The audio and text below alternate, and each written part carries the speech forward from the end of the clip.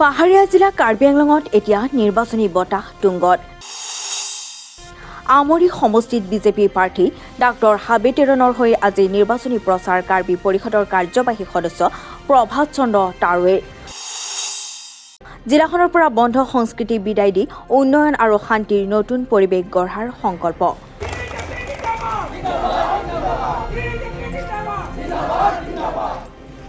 শান্তি আৰু বিকাশৰ শ্লোগানেৰে আজি মুখৰিত হ'ল পশ্চিম কাৰ্বি আংলঙৰ আমৰি সমষ্টি।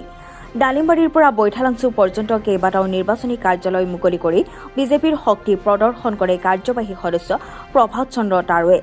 ভাষণ প্ৰসংগত তাৰুৱে স্পষ্টকৈ কয় যে বিজেপিৰ শাসনত পাহাৰৰ পৰা অশান্তি আৰু বন্ধ সংস্কৃতি এতিয়া অতীত হৈ পৰিছে। এই সুস্থিৰ শান্তি অটুট ৰাখিবলৈ ৰাইজে পুনৰ পদুম ফুলৰ চিনত ভোট দিয়াটো নিশ্চিত।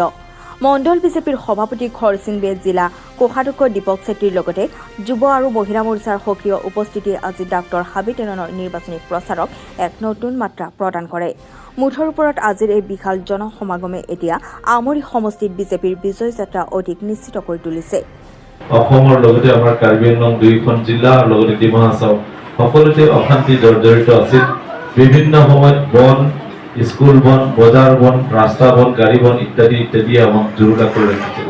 কিন্তু আজি সেইবোৰ বন্ধ কালচাৰবিলাক নোহোৱা হৈছে। একমাত্ৰ ইয়াৰ শান্তিৰ প্ৰতিষ্ঠাৰ কাৰণে ভাৰত চৰকাৰ আৰু অসম চৰকাৰ লগতে আমাৰ কাৰ্বি আংলং অট'নমাছ কাউন্সিলৰ প্ৰচেষ্টাত বিশেষকৈ মুখ্য কাৰ্যবাহী সদস্য ডক্টৰ তুলিৰাম ডাঙৰীয়া সকলোকে এই কথাখিনি উপস্থাপন কৰি সকলোকে সন্মান কৰাই ভাৰতীয় জনতা পাৰ্টি দলৰ যিটো অনুভৱ, আমি সকলোৱে শান্তি বিচাৰো, মানৱ জাতি হিচাপে শান্তিপ্ৰিয়, মানৱ জাতি হিচাপে সমাজপ্ৰিয়, আমি সমাজখনকো বিচাৰো লগতে শান্তিও বিচাৰো।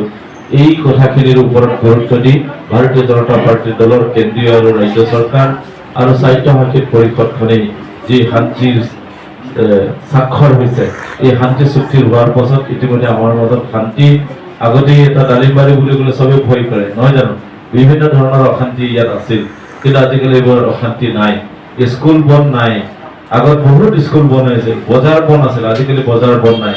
এই গোটেইখিনি যদি ভৱিষ্যতলৈকে আমাক লাগে তেতিয়াহ'লে আমি শান্তি বজাই ৰাখিবলৈ কাৰণে ভাৰতীয় জনতা পাৰ্টিৰ দলক সদায় আমি কাম কৰাবলৈ কাৰণে উৎসাহিত কৰিব লাগিব।